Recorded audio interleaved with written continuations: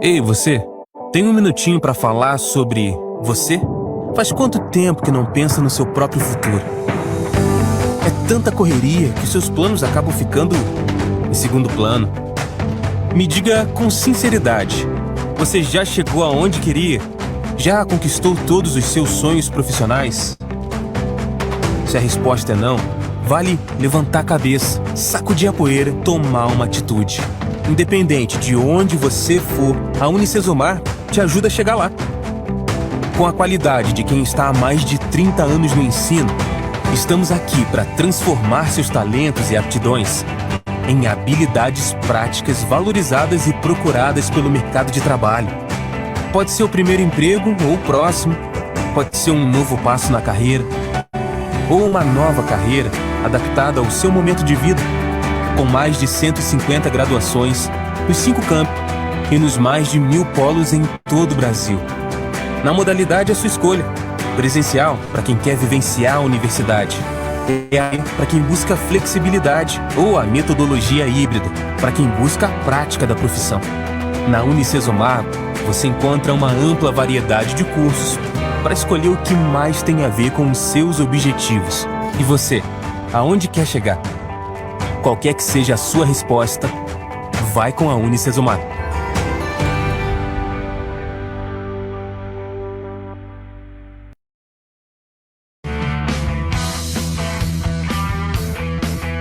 Você está assistindo Teoria de Tudo. O rádio põe no ar uma conversa incerta.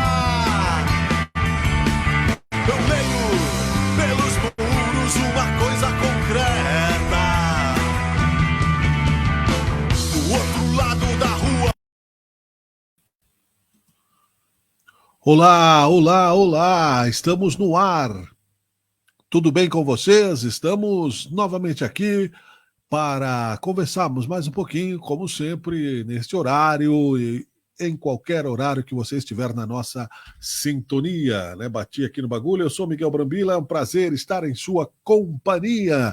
Teoria de Tudo começa na sua edição de número 381 e crescendo, com apoio de EAD Unicesumar. Não dê limites para os seus sonhos, dê dedicação, atitude e fé. Top Down Informática, a marca que faz muito por você. TV Caxias, canal 14 da NET, você nos encontra também na rede social da TV Caxias e no canal 14, logo, logo também aberto para todo o Brasil. Top Down Informática, eu falei, e também, é claro, Mentoria, meu primeiro livro, @Ana Pregardier, junto conosco, a revista Acontece Sul, também por aí. O Teoria de Tudo, na edição de 381, de número 381, traz já também, claro, imediatamente, a presença do meu amigo, sócio do programa, jornalista, baterista, produtor cultural, Jorge Alves Júnior, que chega para dar o seu alô. Bom dia, boa tarde, boa noite, Jorge. Bom dia, boa tarde, boa noite, Miguel Brambila, Fratello Brambila. Bom dia, boa tarde, boa noite aos nossos internautas. Lembrando aqui o Beto Saraldi, né? Nosso amigo aí, que te chama de Fratello Brambila. E também um forte abraço aí para a nossa audiência na TV Caxias, canal 14. Em breve, né, estaremos aí para todo o Brasil, não é, Miguel? Um canal aberto, que legal. Isso mesmo, né? Estamos aguardando a chegada aqui do presidente da União das Associações de Bairros, Valdir Walter, para falarmos do dia 12 de março, domingo, às 9h30, no entorno da Maesa, onde acontece o evento Venha Abraçar Nossa Maesa. Ele vai falar sobre essas e outras demandas também que estão por aí. Enquanto isso, é claro, nós citamos, como de praxe, alguns destaques do Brasil e do mundo ao longo da terça-feira. Temos o esporte ainda, da terça-feira, não, da quinta-feira, desculpem. Ainda temos o esporte daqui a pouco com o Joselito Santos, que se prepara também para trazer as informações. Corregedor da Receita Federal é exonerado após dizer que foi pressionado para não apurar quebra de sigilos fiscais de desafetos da família Bolsonaro. Ministro do Tribunal de Contas da União diz que Bolsonaro pode ficar com o segundo pacote de joias sauditas. Não pode usar, não pode vender, não vale nada, né? Tesouro que vai virar pó, Jorge. Mas fica guardado lá no cofre, né? Fica no cofrinho. Mas enfim... daqui a pouco alguém rouba, né? Assalta e sumiu o bagulho, né? Comissão do Senado vai investigar se joias foram presente ou propina. Cesta básica cai em 13 das 17 capitais pesquisadas em fevereiro. Uma boa notícia, né? Vamos esmiuçá-la um pouquinho mais, porque sempre sobe, né? Nunca cai. O preço da cesta básica caiu em fevereiro em 13 das 17 capitais pesquisadas pelo Departamento Intersindical de Estatística e Estudos Socioeconômicos, o DIEESE. As maiores quedas ocorreram em Belo Horizonte, 3,97%, Rio de Janeiro, 3,15%, Campo Grande, 3,12%, Curitiba, 2,34% e Vitória, 2,34%. Os preços subiram mais em 4 capitais das regiões Norte e Nordeste, Belém, Natal, Salvador e João Pessoa. Os dados foram divulgados nesta quinta-feira pelo DIEESE.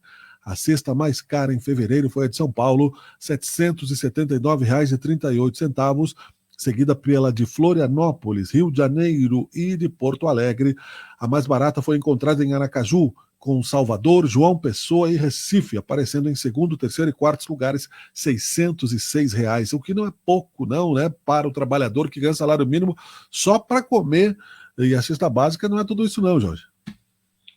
Pois é, Miguel, a gente tá na cesta básica, baixou o preço, ok, notícia boa, mas a gente sabe que não é só isso, a gente sabe que essa cesta ela dura uma semana, né? A cesta básica teria que durar um mês, aí, uma semana, como você muito bem disse, o trabalhador aí trabalha para comer, e não é só questão de cesta básica, a gente tem que ver toda a estrutura do país, né? Tem que ter emprego, tem que ter um bom salário, tem que ter uma estrutura boa, para poder pagar aí a cesta básica, comprar uma, duas e ainda sobrar alguma coisa para te poder sobreviver, não é, Miguel?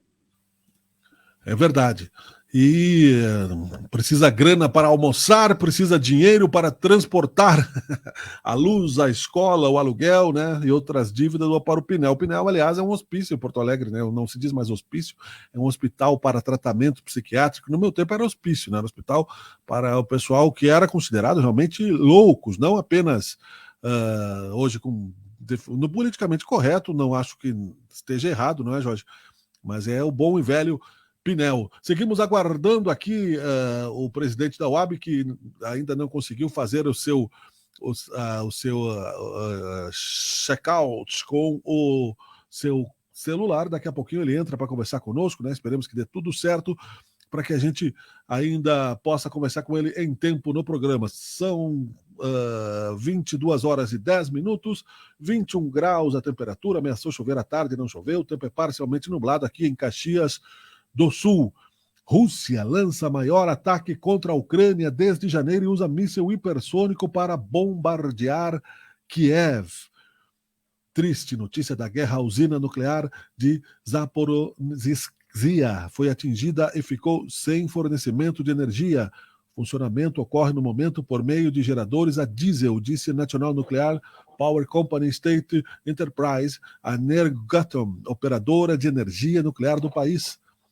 A última ligação entre a usina nuclear ocupada de Zaporizhzhia e o sistema de energia ucraniano foi cortada, afirmou. De acordo com o The Guardian, a Energoatom informou que o 5º e o 6º reatores estão parados e a energia elétrica necessária ao funcionamento da central é fornecida por 18 geradores a diesel que têm combustível suficiente para 10 dias. A guerra é uma coisa complexa na cabeça dos humanos, não é? E o interessante é que o Putin deu os seus cumprimentos de pesar ao presidente Lula pela tragédia no litoral norte de São Paulo, Jorge, onde morreram 16 pessoas, gravemente, é claro, a gente sabe. E ele bombardeando um país inteiro lá com milhares, mais de 200 mil mortos, bem mais, né? Mas essa guerra aí, lembra, Miguel, nós fizemos aí alguns programas, trouxemos aí especialistas, né, para conversar, professores de história, historiadores, sociólogos, né, para falar sobre a guerra. Nós acreditávamos lá no início que não ia durar tanto. Olha quanto tempo já faz a guerra, né, e como tu traz muito bem a construção do pensamento. É algo tão complexo que nós, humanos, não conseguimos entender, porque é uma cadeia, né? Um grupo todo de negociações e venda de armas e enfim, tudo aquilo que comporta uma guerra que vai além da nossa percepção aqui, né? A gente faz algumas análises, mas é muito mais profundo do que a gente imagina, e quem paga isso tudo, a gente sabe, é o povo que está lá, perdendo suas casas, seus patrimônios, perdendo a familiares, amigos, a vida, mudando da água para o vinho, para uma forma muito mais terrível e triste de se viver, né, Miguel? É verdade, e essa realidade dura 1 ano já, se transformou na Guerra Fria, né? Porque acaba acontecendo que a Europa não toma posições mais fortes devido ao medo, inclusive de entrar num embate com um inimigo tão poderoso, e o contrário disso, né? Porque nós estamos no limite da questão atômica, né? No limite. Mas, enfim, né, ainda não conseguimos fazer o contato aqui com o Valdir Walter, da UAB. Depois nós voltamos a conversar com ele. Vamos, antes do esporte, falarmos sobre meio ambiente, mercúrio nos rios amazônicos e desmatamento no bioma Pampa. O Senado, né, que tem notícias importantes, traz esses alertas ambientais. Nós vamos compartilhar aí este conteúdo de extrema relevância, porque se pensa muitas vezes, não é, que o garimpo é apenas algo de sobrevivência do garimpeiro e que o índio está fazendo reclamações desnecessárias, mas não é bem assim, não é? Vamos colocar na tela aqui e vamos em frente para que a gente possa continuar. Segue aí. Você vai ver nessa edição a tragédia da poluição por mercúrio nos rios da Amazônia. Quantas toneladas e toneladas que não já foi jogado mercúrio no rio? O senador Rodrigo Pacheco, presidente do Senado, participa da Conferência do Clima das Nações Unidas. E mais, a busca de soluções sustentáveis diante do aumento da população nas cidades. As cidades já abrigam 80% de toda a população do país. Garantir qualidade de vida para essas pessoas, sem comprometer o meio ambiente, é um grande desafio. No quadro Ideias Verdes, o carro voador elétrico como solução de mobilidade. O X2 é o que se chama de veículo elétrico de pouso e decolagem vertical. Parlamento da Amazônia reconduz senador Nelsinho Trade à presidência. Os países que detêm território amazônico estão aqui discutindo pautas comuns que venham a fortalecer o meio ambiente. E o bioma Pampa perde 36% de sua cobertura original em 37 anos. O bioma Pampa perdeu mais vegetação nativa proporcionalmente do que a Amazônia.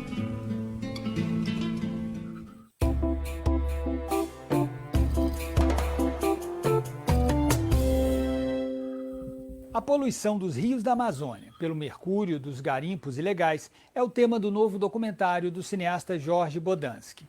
O filme traz um alerta. Se nada for feito, nós poderemos ter em breve, no coração da floresta amazônica, uma tragédia semelhante à que aconteceu nos anos 50, na Baía de Minamata, no Japão. Encontramos com Jorge Bodansky no lobby de entrada do Cine Brasília, palco da 55ª edição do Festival de Brasília do Cinema Brasileiro. Bodansky foi homenageado este ano pelo conjunto de sua obra e apresentou seu novo documentário, Amazônia, a Nova Minamata.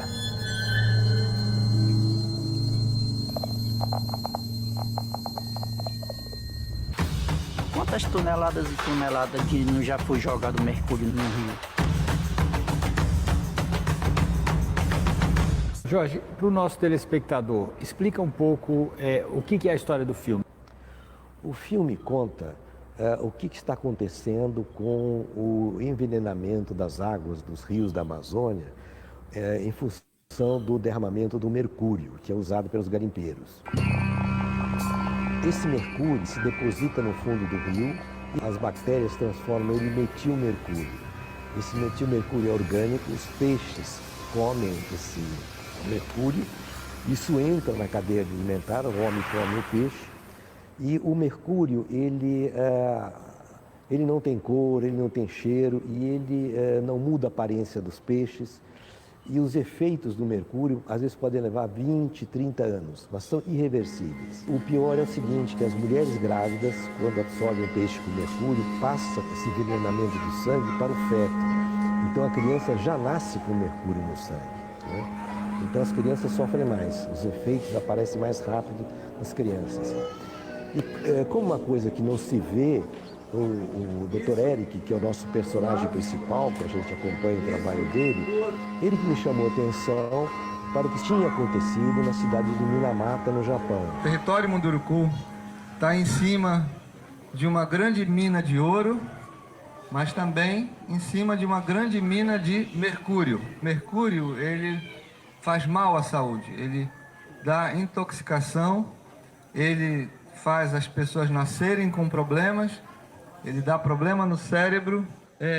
Aí a gente está conversando, examinando cada um, é um exame neurológico que a gente chama, e depois colhe o sangue, e nesse sangue a gente vai medir não só como é que está a quantidade de mercúrio, como também se tem anemia, se não tem, se o fígado está bom, se não está. O Dr. Eric foi que chamou a atenção do que tinha acontecido na cidade de Minamata, no Japão, nos anos 50, com o derramamento de mercúrio por uma indústria química. Na época não se tinha conhecimento dos danos do mercúrio. E era uma vila de pescadores, os peixes adquiriram mercúrio, as pessoas comeram os peixes e começaram a surgir coisas terríveis. Uma vez intoxicado com mercúrio, não existe reversão dos sintomas. É uma contaminação que ela evolui durante anos, imperceptível. O mal de Minamata, no Japão, demorou 35 anos para os japoneses reconhecerem que aquele era intoxicação mercurial. Agora você imagina aqui. Essa doença passou a se chamar o mal de Minamata, porque foi lá que se descobriu, né, que é o mercúrio que provocava isso. E o Brasil é signatário da Convenção de Minamata, onde até 2030 os países signatários se comprometem a não usar mais o mercúrio. O problema do mercúrio, ele é uma espécie de uma bomba relógio, né? Porque os sintomas não surgem imediatamente. O que o filme está mostrando é que, no caso lá dessa região dos Mundurucus, pelo menos lá, os sintomas já estão aparecendo. Já estão aparecendo, na realidade, em várias regiões, né? Mas nos Mundurucus é mais evidente. Foi a região mais estudada, onde se tem prova, já que 10, 20 anos atrás já tinha garimpo, já foi estudado isso, então você tem a sequência. Agora, apesar disso, existem grupos grandes desses indígenas, inclusive lá nos Mundurucus, que não querem que isso pare, não é isso? O garimpo ilegal nas terras Munduruku tem o apoio de um pequeno grupo de indígenas que permite o acesso de garimpeiros em troca de uma porcentagem na venda de ouro. Olha a situação aqui em Jacareacanga, os guerreiros, os índios todos armados, ponto de guerra. São índios que já foram cooptados pelos garimpeiros, né? E que dependem do garimpo, né? Ganham dinheiro com o garimpo, permitindo a entrada dos garimpeiros. E existe hoje uma cisão muito grande entre os próprios indígenas, né? Aqueles que são a favor e que são contra o garimpo. É uma situação muito, muito difícil, muito complicada, porque à medida que os índios vão querer as benesses do branco, celular, carro, eles precisam de dinheiro. E hoje o garimpo se utiliza de máquinas grandes, muito caras, né, que eles chamam de PCs, aquelas dragas, que são caríssimas, custam milhões e milhões de reais. Né? E quem financia isso? Esse financiamento vem de fora. Né? E hoje a gente sabe que, principalmente as máfias de contrabando de drogas, né, lavam dinheiro com o garimpo, né? Financiam essa garimpo. 134 agentes da Polícia Federal, do IBAMA e da Força Nacional atuam desde ontem nas terras indígenas Munduruku e Sai Cinza para combater o garimpo ilegal.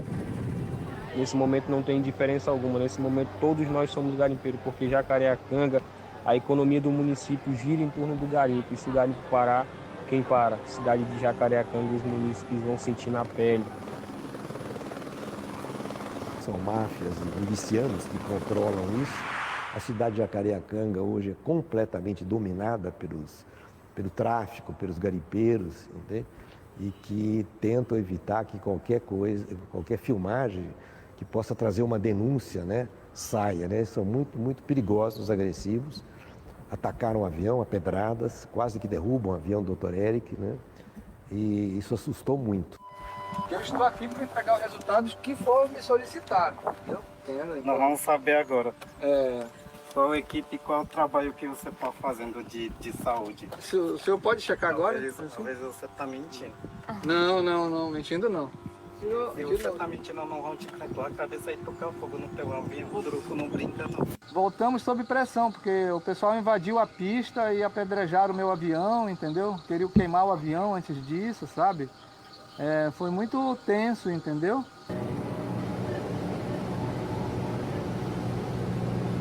De um lado, você desestrutura as formas tradicionais de sobrevivência do índio, seja a caça, os cultivos, e ao mesmo tempo eles vão se tornando dependentes dessa atividade.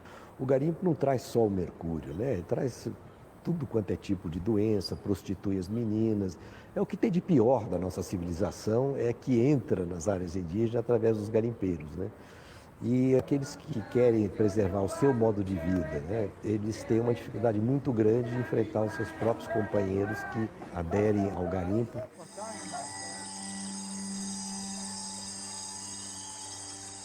Esse rio, alguns anos atrás, ainda era limpo. A água, você poderia ainda enxergar os peixes, ou o fundo do rio, né? Limpo a água. Quantas toneladas e toneladas que não já foi jogado mercúrio no rio? Se nós não cuidarmos da Amazônia, quem é que vai cuidar? Agora, esse trabalho do Dr. Eric é fundamental, digamos, para trazer à tona essa questão, né? Com dados científicos. Sim, fundamental. Primeiro porque ele chamou atenção para a comparação com o Minamata, né? E depois ele tem os dados, né? Porque ele trabalha há muito tempo nisso, faz exames de sangue, acompanha essas pessoas atingidas, né? Então ele tem o histórico do processo todo. Deixa eu te mostrar aqui. Essa aqui, a linha amarela, é o nível normal de mercúrio, que seria normal. Então, ó, por exemplo, no Rio Tururu, tá todo mundo acima, né? Rio Tapajós, o normal é a linha amarela, tá todo mundo acima. Teles Pires, o normal é aqui, só tem uma pessoa com nível normal, o resto tudo acima. Hoje é fato, na comunidade de Munduruku, a gente tem um número de casos de crianças com atraso no desenvolvimento neuropsicomotor ou com outros distúrbios neurológicos que também são comuns a intoxicação. Tem um número de crianças com essas alterações muito grande. E na hora que esses dados chegam às populações indígenas, o que acontece? É muito complicado, porque você não pode simplesmente chegar lá e dizer, olha, vocês estão envenenados, vocês não podem comer peixe. Não tem alternativa. Vão comer o que se não o peixe, né? Então é um processo que eles têm que tomar consciência do perigo, mas ao mesmo tempo a gente não tem alternativa para eles por enquanto. Nasceu perfeito. Depois de 4 meses, ele apresentou começou a ficar duro, tremedeira nele, parece que dava choque nele. E aí começou já a apresentar, né, algum defeito na perna, no braço, e começou a amolecer o corpo, para não conseguir mais ter uma mobilidade. Ele tem uma má formação no cérebro, nessa parte daqui do meio para trás. E aí foi aparecer depois dos 4 meses que a gente foi notar. Esse é um tipo de má formação que dá no útero, sabe, mãe? Vários fatores podem dar isso realmente. E a intoxicação por metal pesado, por mercúrio, também pode ser um agravante. É importante para o nosso telespectador entender a dimensão desse problema. Quer dizer, ele não se restringe lá às comunidades onde existe o garimpo, né?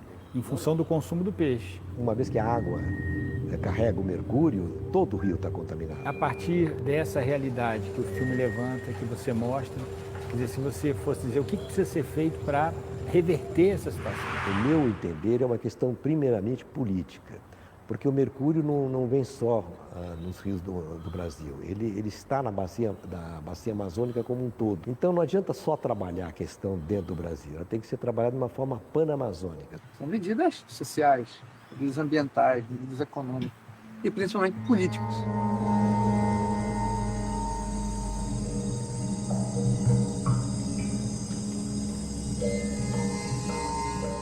54% da população do planeta vive hoje nas cidades, um percentual que deve chegar aos 66% até 2050. No Brasil, as cidades já abrigam 80% de toda a população do país. E novos moradores continuam a chegar todos os dias nas cidades brasileiras. Garantir qualidade de vida para essas pessoas, sem comprometer o meio ambiente, é um grande desafio. É preciso aproveitar a infraestrutura de água, esgoto e transportes já existente, levando em conta as novas demandas, buscando reduzir os impactos ambientais e implementando soluções sustentáveis no ambiente urbano das nossas cidades. O presidente do Senado, o senador Rodrigo Pacheco, participou da Conferência do Clima das Nações Unidas, a COP27, que aconteceu no início de novembro, no Egito.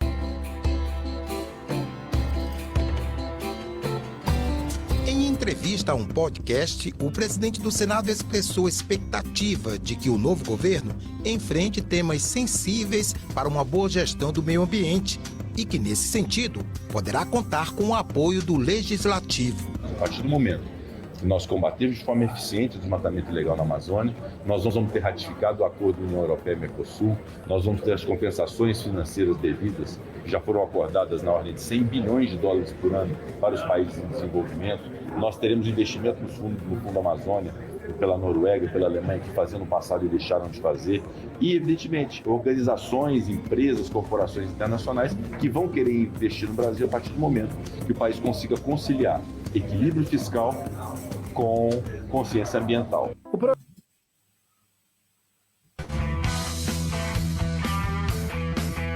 Você está assistindo Teoria de Tudo. O rádio põe no ar uma conversa incerta. Eu leio pelos muros uma coisa concreta. Do outro lado da rua. Um minutinho para falar sobre você? Faz quanto tempo que não pensa no seu próprio futuro? É tanta correria que seus planos acabam ficando em segundo plano. Me diga com sinceridade, você já chegou aonde queria? Já conquistou todos os seus sonhos profissionais? Se a resposta é não, vale levantar a cabeça, sacudir a poeira, tomar uma atitude. Independente de onde você for, a Unicesumar te ajuda a chegar lá. Com a qualidade de quem está há mais de 30 anos no ensino, estamos aqui para transformar seus talentos e aptidões em habilidades práticas valorizadas e procuradas pelo mercado de trabalho.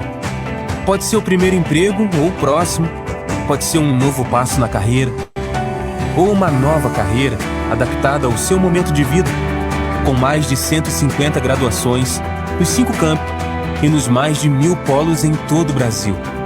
Na modalidade à sua escolha, presencial para quem quer vivenciar a universidade, EAD para quem busca flexibilidade ou a metodologia híbrida para quem busca a prática da profissão. Na Unicesumar, você encontra uma ampla variedade de cursos para escolher o que mais tem a ver com os seus objetivos. E você, aonde quer chegar? Qualquer que seja a sua resposta, vai com a Unicesumar.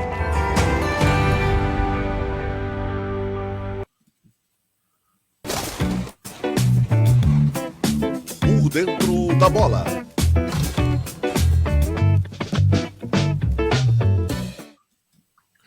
Muito bem, estamos de volta com o Teoria de Tudo, trazendo aí agora as informações do esporte. Hoje é quinta-feira, ainda finalzinho da quinta-feira, quase sexta-feira, mas ainda é dia 9 de março de 2023, 22 horas e 31 minutos.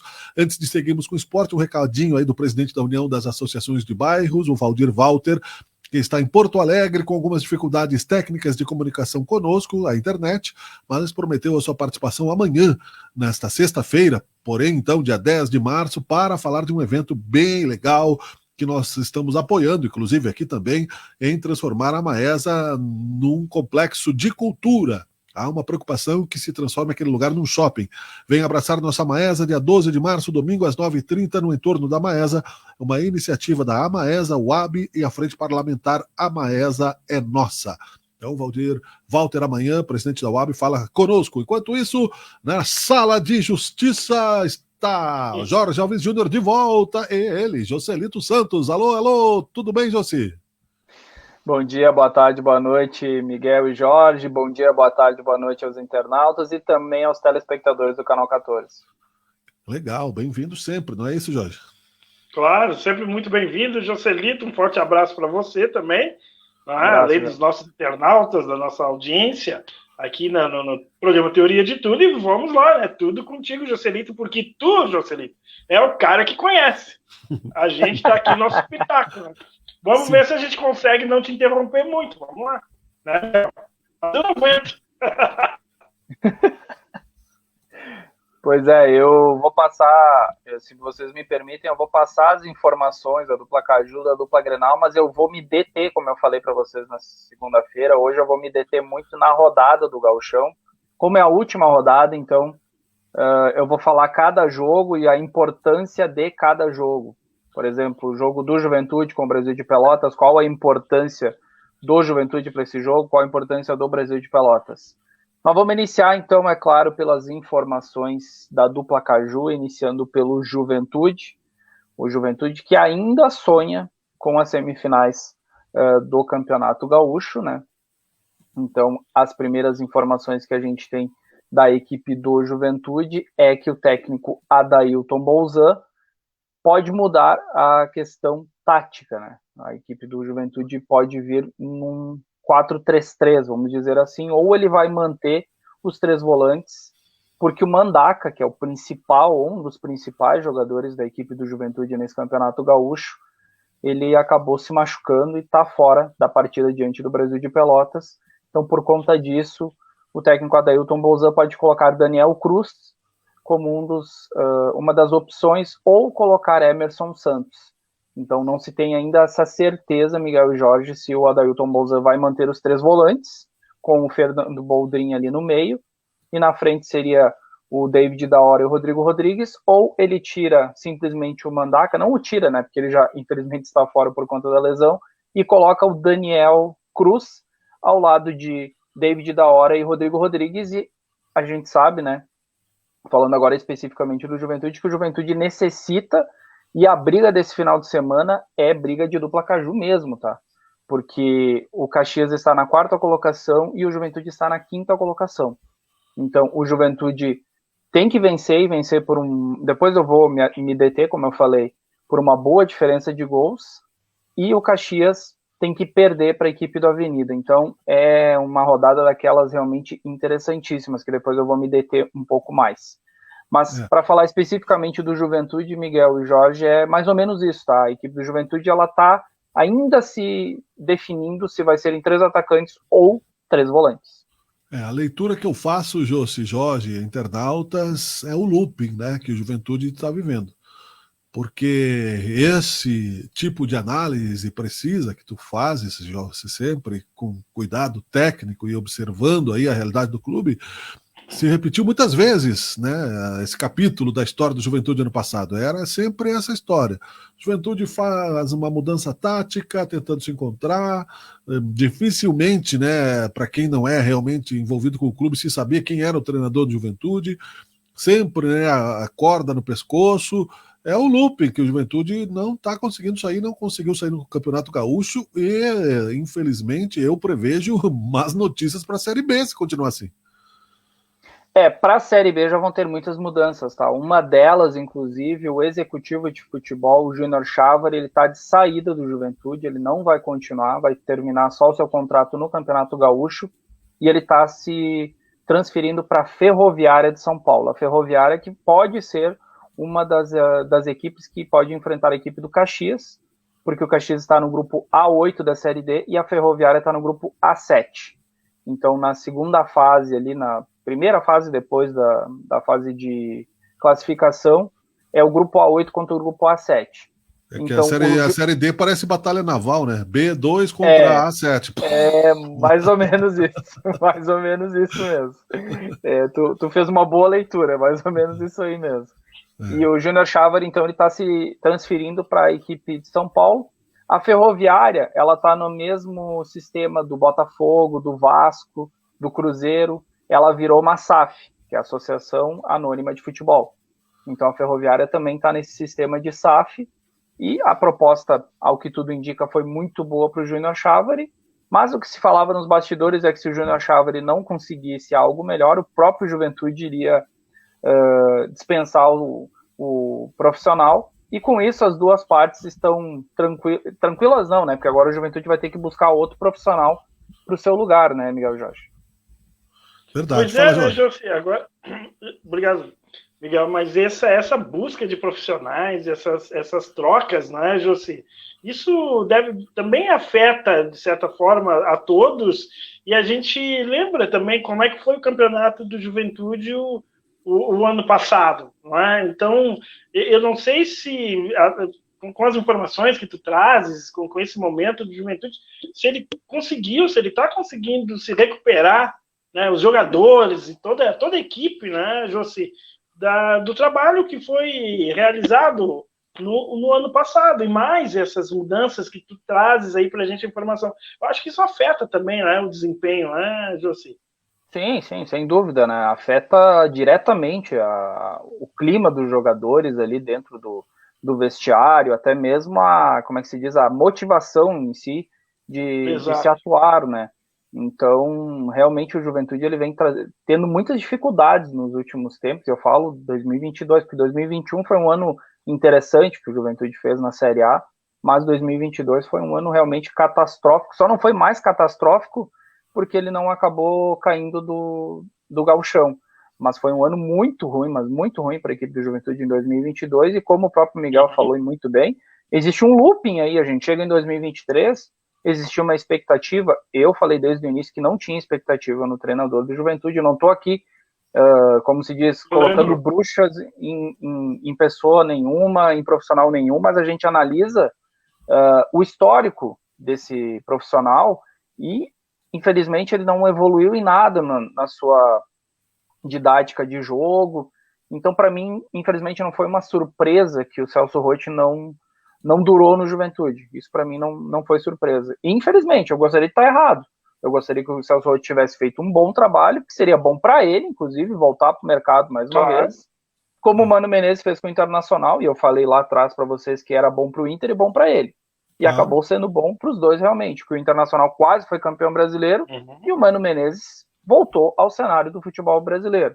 Agora, infelizmente, o Celso Roth não conseguiu a mesma didática e, infelizmente, está fora. Não sei se ele vai se recolocar no mercado ou não tenho essa informação. Tão cedo e o não Juventude... vai ser fácil para ele, né? Mas tudo bem. Não vai ser, porque o Juventude era uma excelente vitrine, né? O Juventude é um time que sempre... É um time que é campeão gaúcho, é um time campeão da Copa do Brasil, seguidamente está em Série A, Série B, enfim, então era uma vitrine excelente, né? Se ele fosse bem no gauchão, eu creio que ele deve ter pensado isso, ele estaria numa vitrine que é a Série B, exatamente. Mas isso serve para todos nós, né, como profissionais. Claro. O fato de que se nós não estivermos nos atualizando, fazendo o F5 o tempo inteiro, você fica defasado, né? Você vai estar na liderança em determinado momento, mas logo, porque falando em mercado, falando em competição, que a gente sabe que existe, né? É fato, né? Tem que se reinventar o tempo todo, né, Jorge? E principalmente hoje, Miguel, legal de trazer essa visão, porque hoje as coisas estão muito mais rápidas. E com a tecnologia também, isso acelera ainda mais em todas as áreas.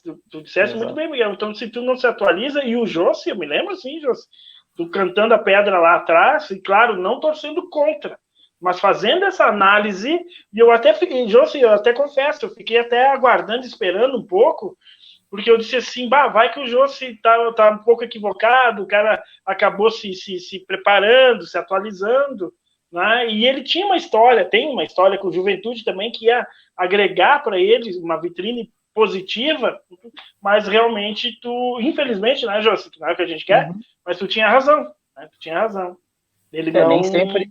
nem sempre a gente gosta de ter razão, né, Jorge? Nem sempre a gente gosta de estar certo, mas infelizmente é o que demonstrou, então faz parte, né? Faz parte. Agora o Juventude já está em busca de um novo treinador, e eu acho que eu já adiantei para vocês na segunda-feira, ainda não está fechado, mas está quase fechado, provavelmente nos próximos dias. O Pintado será o novo treinador do Esporte Clube Juventude.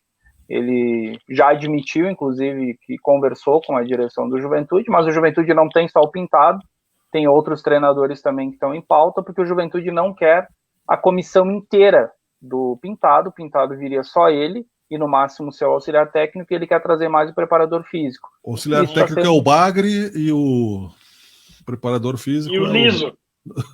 É o Liso. O Papa-Terra, o Pintado. O Pintado, o Liso. O Dunga, a comissão técnica. Eu fui pelo lado dos peixes, o Jorge foi pelo lado das listras, mas é quase a mesma coisa. Eu misturei com anão. Tá quase do mesmo jeito. E para fechar de informações do Juventude, eu quero falar, já que na quarta-feira foi o Dia Internacional da Mulher, falar que a Roberta, de 34 anos, ela é uma das jogadoras do Juventude, ela participou da... Foi rebaixada para a categoria de adolescente. Tá. Ela participou de um discurso na Câmara de Vereadores, onde a equipe do Juventude recebeu, enfim, homenagens, e a capitã, vou abrir aspas para ela aqui, ela colocou: me chamo Roberta, sou mulher, sou casada, sou mãe e sou atleta. E não menos importante, sou preta.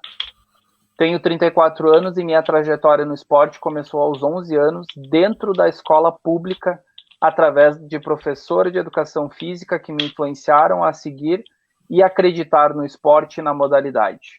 Legal, então, abrindo parabéns, aspas para ela e parabéns pela iniciativa, né? Vários paradigmas, né, de preconceito que ainda existe em vários sentidos na sociedade. Aliás, virou moda, né? Bom, pelo menos se quebra a hipocrisia. O que tem caído de máscara, né? Que eu tenho gente justificando, verdade. Né, Jorge? Sim. Bem lembrado, bem lembrado. A gente fica triste, mas também cai por terra a hipocrisia, né? A máscara cai e tu passa a ter a visão de como que a criatura pensa e age. É isso aí. Criatura. Isso aí, bem isso, Jorge. É bem isso aí, então. Então, fechamos de Juventude, agora vamos passar para o Caxias. O Caxias que tem também muitas informações, seja dentro de campo, que é um jogo importantíssimo para a equipe do Caxias nesse final de semana diante do Avenida, mas também tem informações fora de campo. A equipe do Caxias recebeu um convite da LA Sports, aquela mesma empresa que ajudou ou auxiliou, enfim, o Juventude a subir da C para B e da B para A. Então é uma empresa que ela gere alguns jogadores e o presidente Mário Verlang do Caxias admite sim que o Caxias irá conversar, não existe nada ainda, não existe nenhuma parceria, mas existe sim a possível conversa. Na semana que vem terá uma conversa, né, uma reunião entre Caxias e a LA Sports, e após isso daí a gente vai passando informações aqui de qual será essa parceria e se realmente essa parceria irá acontecer para a Série D do Campeonato Brasileiro, mas acredito que será um aporte interessantíssimo para o Caxias na Série D, Miguel Jorge. Sim, com certeza, né? Mais um fortalecimento, tomara que dê certo. Quando vaza as informações, o melhor mesmo é a direção admitir, mas é que fica preocupante, né? Se vai dar certo ou não. Eu não esqueço o caso do Red Bull, né? No Juventude, que não deu certo, né? Se anunciou muito antes de assinar o contrato, de se bater o martelo, e aí a coisa pifou, né? Tomara que dê certo, né? Não deu asa. Porque, por exemplo, né, parece, vou dizer para vocês, parece, né, eu tenho uma reunião semana que vem que eu vou comprar uma mansão de $2 milhões. Ainda não decidi, ainda não fechei o negócio, entendeu? Vai ser muito bom para mim. Né? $2 milhões vai mudar minha vida. E acho que eu vou botar uma ferragem na garagem. Tudo isso eu posso falar, mas até eu realizar isso aí, né? Então, no negócio, né, meio complicado. Na política, ainda pior ainda, né? Fernando Henrique perdeu uma eleição em São Paulo porque sentou na cadeira de prefeito antes das eleições, né? Isso deu mal. Perfeito. Por isso que o presidente ele admite a conversa, mas não fala se tem parceria nenhuma. É aquela história. Vazou, pode né? ter, que não tem. Acabou vazando. Ele teve que admitir que existe essa conversa, né? Até porque foi a própria LA Sports que procurou o Caxias, né? Não foi o Caxias que a procurou. Sim. Então, para mim, é um indício bom, de certa forma. Com certeza. Perfeito. Eu vejo em termos empresariais, assim, administrativos, que vaza informação, tu tem que admitir, mas tu não bate o martelo. Sim. Porque, como disse o Miguel, né, tu pode estar, ok, vazou, então sim, estamos aí negociando, conversando, porém, né, não dá para afirmar nada, porque daqui a pouco não dá asas, né? E aí fica complicado, tu realmente afirmar uma coisa, confirmar e não funcionar. Para um gestor, é diferente de um outro, né? Vazar a informação e falar. Ali complica muito. Agora, de qualquer forma, é uma baita notícia, sim, fortalece o Caxias. Não, vamos apelidar, né, a fase que o Caxias chega de desembarque na Normandia, né? Porque o Caxias é a única forma de passar dessa fase de vencer aí, né, o bunker, né, dos nazistas que impedem o Caxias de ir para a Série C, é essa, né? Morrer na praia, morrer na praia, tudo bem, com dignidade, ok, mas é chato.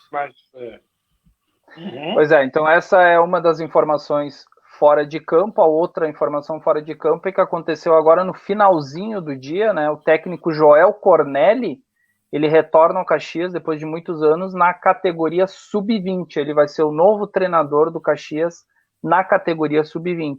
O Joel Cornelli, para quem não sabe, né? Ele é muito identificado com o Caxias e ele chegou para agregar sua vasta experiência no futebol à categoria sub-20 do clube. Como atleta, Cornelli atuou nas categorias de base da Ser Caxias entre 81 e 88 e pela equipe profissional em 1990. Em 91 se tornou auxiliar técnico Grená e de 92 a 97 técnico de diversas categorias de base do clube. Em 99 voltou a realizar trabalho como auxiliar técnico do profissional até 2000, participando da campanha histórica do Gauchão, que foi campeão naquele ano. Então, mais uma notícia importantíssima para o Caxias, na minha opinião, que é a categoria de base com um treinador de extrema e vasta experiência, que é o Joel Cornelli. Uma notícia boa, com certeza, porque a categoria de base pode fornecer, além de bons jogadores, né, renda com a venda de jogadores, né, para o clube. Estamos com 47 minutos de programa, apresentando Teoria de Tudo, quadro Por Dentro da Bola com o Joselito Santos. Eu sou Miguel Brambila. Ali, ó, logo ali, do outro lado, está o Jorge Alves Júnior. Alô, Jorge, tudo bem? Tudo bom? Pega um pouco de café aí. Obrigado, peguei aqui. Obrigado. Vamos em frente. Vamos lá. Certo. Vamos falar agora, então, das informações de campo. As informações que a gente recebe é que o técnico Thiago Carvalho não fará nenhum tipo de preservação dos jogadores com 2 cartões amarelos. Por quê? Porque este jogo do Caxias, segundo o próprio treinador, a direção, enfim, todo mundo entende que esse jogo é considerado o jogo do milhão. E por que o jogo do milhão? Porque o Caxias vencendo e chegando às semifinais, ele briga pelo título do interior, que dá em torno de R$200 mil a premiação, e consegue a vaga na Copa do Brasil, que dá mais ou menos, esse ano dá 750 mil, mas provavelmente o ano que vem aumentará esse valor. Então, juntando os dois, dá quase R$1 milhão que a equipe do Caxias busca já para o ano que vem, dentro do seu orçamento para 2023. De então, largada, por conta disso, só uma dúvida, de largada na primeira rodada, se classificou, tu já ganha essa grana, é isso? Na Copa do Brasil, sim. Na Copa do Brasil, depois eu vou falar, inclusive, da Copa do Brasil rapidinho, o Brasil de Pelotas e o São Luís, quanto eles já faturaram. O Brasil de Pelotas ainda continua, mas o São Luís, em 2 jogos, quanto ele já faturou. É a Copa dos Milhões, né? A Copa do Brasil, esse ano, ela pode premiar um clube até 400 milhões é o valor que pode chegar. 400 milhões? 400 milhões, quem estiver desde a primeira fase, por exemplo, agora, e chegar até a final, pode faturar até 400 milhões de reais. Então, a Copa é muita grana. Então, todos os times querem, obviamente, estar, né? Verdade. O Caxias está buscando isso para o ano que vem, através do Gauchão. Então, as dúvidas que o técnico Thiago Carvalho tem são pouquíssimas, é mais ali na frente, que ele ainda vai ter que entender se ele vai colocar Ronald, se ele vai colocar Bustamante, mas o que tudo indica, a equipe do Caxias vai ser a mesma equipe, com Marcelo na lateral direita. O Dudu Mandai, sim, esse é dúvida, porque ele está com um problema no tornozelo, então o Caxias tem um grande problema, aí sim, o Caxias não tem lateral esquerdo para ir a Santa Cruz. O Jonathan ainda está se recuperando e o Dudu Mandai acabou, ao que tudo indica, se machucando. Aí provavelmente ele vai ter que improvisar Não sei se ele vai colocar o Ricardo Lima, se ele vai colocar o Marcial. Aí eu realmente não sei qual é o jogador que ele irá colocar ali na lateral esquerda, mas essa é uma dúvida que infelizmente vai quebrar a cabeça do Thiago Carvalho ali para o jogo de sábado, mas ele não vai preservar nenhum jogador com 2 cartões amarelos. E por que eu falo dos 2 cartões amarelos? Porque se algum jogador tomar cartão amarelo no jogo contra a Avenida, ele fica fora da semifinal, por exemplo, contra ou o Grêmio ou o Internacional, mas provavelmente a equipe Mas se perder, se o time perder, todo mundo fica fora, né? Então é final, né? Jogo é uma decisão, né? Exatamente, concordo. Pode ficar fora. Depois a gente vai entrar, inclusive, nisso rapidinho. Não demora muito, tá? Tu tem 5 minutos, 6 minutos. Sim. Eu vou falar exatamente dessa questão aí de que o Juventude pode se classificar de qualquer forma. Então, para nós acelerar aqui rapidinho, eu vou falar, então, a premiação do Brasil de Pelotas até aqui, tá? O Brasil de Pelotas acumulou, ele chegou à 3ª fase. Após a vitória diante da Ponte Preta, ele acumula 3.750.000 de premiação. E o São Luís, que acabou eliminando o Juventude e foi eliminado ontem, na noite desta quarta-feira, diante da equipe do Remo, o São Luís tem 1.650.000 na conta. Então é realmente a Copa dos Milhões, como a gente acabou falando. Caxias só participando o ano que vem, ele ganha no mínimo a cota do Gauchão, que é em torno... Acredito que vai ser reajustado esse valor. Esse ano é 750.000. O ano que vem pode ser que aumente esse valor. Claro, perfeito. Segue o baile aí. Vamos para a rodada do Gauchão, então, que é o que mais interessa. Juventude e Brasil de Pelotas. Então, a importância do jogo pro Juventude. O Juventude hoje, ele tem 14 pontos. Ele está a 3 pontos da equipe do Caxias. Qual a possibilidade do Juventude passar para a próxima fase? O Juventude tem que vencer a sua partida, mas não só vencer. O Juventude hoje tem 2 gols de saldo e o Caxias tem 7 gols de saldo. Então, pro Juventude se classificar, ele tem que vencer no mínimo por 5-0 a equipe do Brasil de Pelotas. Então, fica realmente bem complicada a situação pro Juventude vencer o Brasil de Pelotas. Eu não estou dizendo que é impossível, mas é improvável que o Juventude consiga vencer por 5-0 a equipe do Brasil de Pelotas, sendo que a própria equipe do Brasil de Pelotas briga por uma vaga direta na Série D. Lembrando que o Brasil de Pelotas hoje é um dos concorrentes do Caxias na Série D. Então o Brasil de Pelotas se classificou na Copa do Brasil, mas ele está na Série D, na 4ª divisão. Então ele precisa de calendário nacional para o ano que vem, e por conta disso ele também vai vir buscar a vitória diante da equipe do Juventude. Novo Hamburgo e São José. O Novo Hamburgo hoje tem 11 pontos, também briga pela vaga na Série D. Mas para isso ele vai ter que torcer para o Brasil de Pelotas perder, e a equipe do São José, como está na Série C, ela simplesmente não briga por mais absolutamente nada. O outro jogo é Internacional e Esportivo. O Internacional hoje tem 19 pontos, ele pode perder a 2ª colocação, sim. Por quê? Porque o Ipiranga, depois eu vou falar do Ipiranga, porque o Ipiranga pode vencer e o próprio Caxias pode vencer. Mas o Internacional joga em casa com a equipe do Esportivo, o Esportivo está virtualmente rebaixado, ao que tudo indica, o Internacional vença essa partida. São Luís e Aimoré, aí é um jogo realmente daqueles, hein? O São Luís está na 10ª colocação com 7 pontos, o Aimoré está na última colocação virtual rebaixado também, mas o Aimoré e o São Luís se pegam lá em Ijuí, e quem vencer não cai. Porque o Aimoré vencendo, claro, ele vai ter que tirar um saldo de gol do São Luís. O Aimoré vencendo chega a 7 pontos, mas ele precisa tirar um saldo de pelo menos 3-0 da equipe do São Luís. Não é uma tarefa tão fácil assim para a equipe do Aimoré. Avenida e Caxias. O Avenida hoje está na 9ª posição, também busca a vaga direta na Série D, mas aí tem a concorrência do Novo Hamburgo, do Brasil de Pelotas. É um pouco mais complicado, mas também vai brigar pela vaga na Série D diante da equipe do Caxias. E o Caxias, para se classificar, precisa apenas de um empate. O Ipiranga e o Grêmio. Ipiranga e Grêmio para fechar. O Ipiranga está na 3ª colocação com 17 pontos, saldo 2. Se vencer e a equipe do Internacional perder, ele chega aos 20 pontos e ficaria na 2ª colocação. E o Grêmio? O Grêmio não tem preocupação nenhuma, porque ele já está na primeira colocação, não tem problema de pontuação, porque ele já está a 9 pontos do Internacional. Então o Grêmio vai jogar, inclusive, com um time sub-23, se eu não me engano. Nem o Renato Gaúcho vai a Erechim, porque o Grêmio vai se preocupar agora com o Ferroviário do Ceará na semana que vem na Copa do Brasil, que também para o Grêmio vale grana. Então, para o Gauchão, o Grêmio está com o boi na sombra, como a gente fala. Boi na sombra é bom, né? Muito bem. Era isso, Jossi, pela exiguidade do tempo. Tem mais 30 segundos para o desfecho. Como tu anunciaste no começo, fizeste muito bem, uma bela pauta. O pessoal que chegou agora, volte, porque se você não entendeu a matemática, né, é difícil que aconteça. Não lembro assim, de muitos casos em que precisava todas essas variáveis, esses vetores, dar certo para o time que precisava, mas matematicamente, né, pode acontecer. Pode acontecer. E segunda-feira a gente vai fazer um rescaldo se realmente vai ficar esses 4. Eu acredito que vai ficar Grêmio, Internacional, Ipiranga e Caxias, mas o Juventude pode entrar ali no meio, sim, por que não?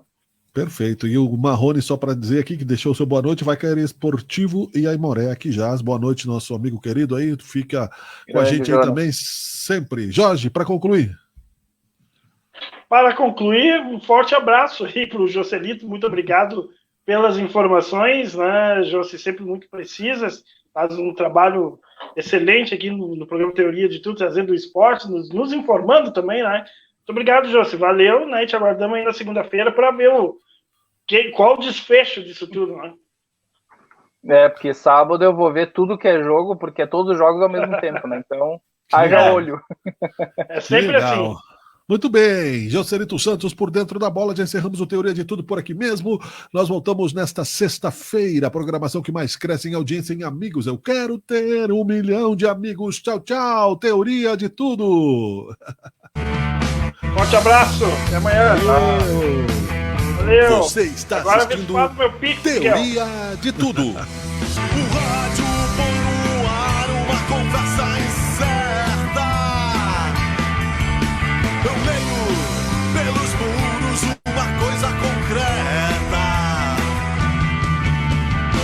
O outro lado da